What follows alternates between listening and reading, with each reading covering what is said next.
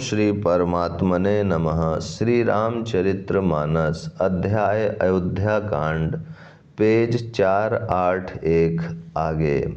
आगे अच्छी अच्छी सावरियों पर श्रेष्ठ मुनि हैं, उनके पीछे सारा राज समाज जा रहा है। उसके पीछे दोनों भाई बहुत सादे भूषण वस्त्र और वेश से पैदल चल रहे हैं। सेवक मित्र और मंत्री के पुत्र उनके साथ हैं। लक्ष्मण, सीता जी और श्री रघुनाथ जी का स्मरण करते जा रहे हैं। जहाँ जहाँ श्री रामचंद्र जी ने निवास और विश्राम किया था, वहाँ वहाँ के वे प्रेम सहित प्रणाम करते हैं। मार्ग में रहने वाले स्त्री पुरुष यह सुनकर घर और काम काज छोड़कर दौड़ पड़ते हैं और उनके रूप, सौंदर्य और प्रेम को देखकर वे सब जन्म लेने का फल पाकर आनंदित होते हैं। गाँवों की स्त्रियां एक दूसरी से प्रेम पूर्वक कहती हैं, सखी ये राम लक्ष्मण हैं कि नहीं? हे सखी, इनकी अवस्था, शरीर और रंग रूप तो वही है। शील स्नेह उन्हीं के सदृश है और चाल भी उन्हीं के समान है। परंतु हे सखी, इनका ना तो वह वेश वल्कल वस्त्रधारी मुनि वेश है, न सीता जी ही संग है, और इनके आगे चतुरांगनी सेना चली जा रही है। फिर इनके मुख प्रसन्न नहीं हैं, इनके मन में खेद है। हे सखी, इसी भेद के कारण संदेह होता है। उसका तर्क युक्ति अन्य स्त्रियों के मन भाया। सब कहती हैं कि इसके समान सयानी चतुर कोई नहीं है। उसकी सराहना करके और तेरी वाणी सत्य है, इस प्रकार उसका सम्मान करके दूसरी स्त्री मीठे वचन बोली। श्री राम जी के राज तिलक का आनंद जिस प्रकार से भंग हुआ था, वह सब कथा प्रसंग प्रेम पूर्वक कहकर फिर वह भागवती स्त्री श्री भरत जी के शील, स्नेह और स्वभाव की सराहना करने लगी। वह बोली, देखो ये भरत जी पिता के दिए हुए राज्य को त्याग कर पैदल चलते और फलहार करते हुए श्री राम जी को मनाने के लिए जा रहे हैं। इनके समान आज कौन है? भरत जी का भाईपना, भक्ति और इनके आचरण कहने और सुनने से दुख और दोषों के हरने वाले हैं। हे सखी, उनके संबंध में जो कुछ भी कहा जाए वह थोड़ा है। श्री रामचंद्र जी के भाई ऐसे क्यों न हों? छोटे भाई शत्रुघ्न सहित भरत जी को देखकर हम सब भी आज धन्य बड़भागिनी स्त्रियों की गिनती में आ गईं। इस प्रकार भरत जी के गुण सुनकर और उनकी दशा देखकर स्त्रियां पछताती हैं और कहती हैं, यह पुत्र कैकेयी जैसी माता के योग्य नहीं है। कोई कहती हैं, इसमें रानी का भी दोष नहीं है, यह सब विधाता ने ही किया है जो हमारे अनुकूल है। कहाँ तो हम लोक और वेद दोनों की विधि मर्यादा से हीन, कुल और करतूत दोनों से मलिन तुच्छ स्त्रियां, जो बुरे देश, जंगली प्रांत और बुरे गांव में बसती हैं, और स्त्रियों में भी नीच स्त्रियां हैं। और कहाँ यह महान पुण्यों का परिणाम स्वरूप इनका दर्शन। ऐसा ही आनंद और आश्चर्य गांव गांव में हो रहा है, मानो मरुभूमि में कल्पवृक्ष उग गया हो। भरत जी का स्वरूप देखते ही रास्ते में रहने वाले लोगों के भाग्य खुल गए, मानो दैव योग से सिंघल द्वीप के बसने वालों को तीर्थराज प्रयाग सुलभ हो गया हो।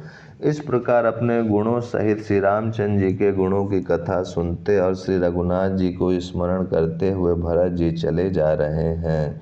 वे तीर्थ देखकर स्नान और मुनियों के आश्रम तथा देवताओं के मंदिर देखकर प्रणाम करते हैं और मन ही मन यह वरदान मांगते हैं कि श्री सीताराम जी के चरण कमलों में प्रेम हो। मार्ग में भील, कोल आदि वनवासी तथा वानप्रस्थ ब्रह्मचारी, सन्यासी और विरक्त मिलते हैं। उनमें से जिस तिस से प्रणाम करके पूछते हैं कि लक्ष्मण जी, श्री राम जी और जानकी जी किस वन में हैं, वे प्रभु के सब समाचार कहते हैं और भरत जी को देखकर जन्म का फल पाते हैं। जो लोग कहते हैं कि हमने उनको कुशल पूर्वक देखा है, उनको ये श्री राम लक्ष्मण के समान ही प्यारे मानते हैं। इस प्रकार सबसे सुंदर वाणी से पूछते और श्री राम जी के वनवास की कहानी सुनते जाते हैं। उस दिन वहीं ठहर कर दूसरे दिन प्रातः काल ही श्री रघुनाथ जी का स्मरण करके चले। साथ के सब लोगों को भी भरत जी के समान ही श्री रामचंद्र जी के दर्शन की लालसा लगी हुई है। सबको मंगल सूचक शकुन हो रहे हैं। सुख देने वाले पुरुषों के दाहिने और स्त्रियों के बाएं नेत्र और भुजाएं फड़क रही हैं। समाज सहित भरत जी को उत्साह हो रहा है कि श्री रामचंद्र जी मिलेंगे और दुख का दाह मिट जाएगा। जिसके जी में जैसा है वह वैसे ही मनोरथ करता है। सब स्नेह रूपी मदिरा से छके प्रेम में मतवाले हुए चले जा रहे हैं। अंग स्थिल है, रास्ते में पैर डगमगा रहे हैं और प्रेमवश विहल वचन बोल रहे हैं। राम सखा निषाद राज ने उसी समय स्वाभाविक ही सुहावना पर्वत शिरोमणि कामादगिरि दिखलाया, जिसके निकट ही पयस्विनी नदी के तट पर सीता जी समेत दोनों भाई निवास करते हैं। सब लोग उस पर्वत को देखकर जानकी जीवन श्री रामचंद्र जी की जय हो ऐसा कहकर दंडवत प्रणाम करते हैं। राज समाज प्रेम में ऐसा मग्न है मानो श्री रघुनाथ जी अयोध्या को लौट चले हैं।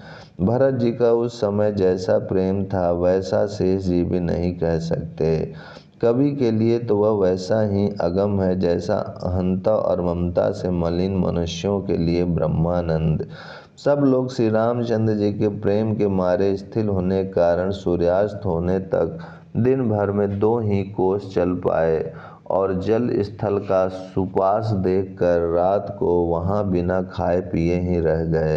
रात बीतने पर श्री रघुनाथ जी के प्रेमी भरत जी ने आगे गमन किया। उधर श्री रामचंद्र जी रात शेष रहते ही जागे।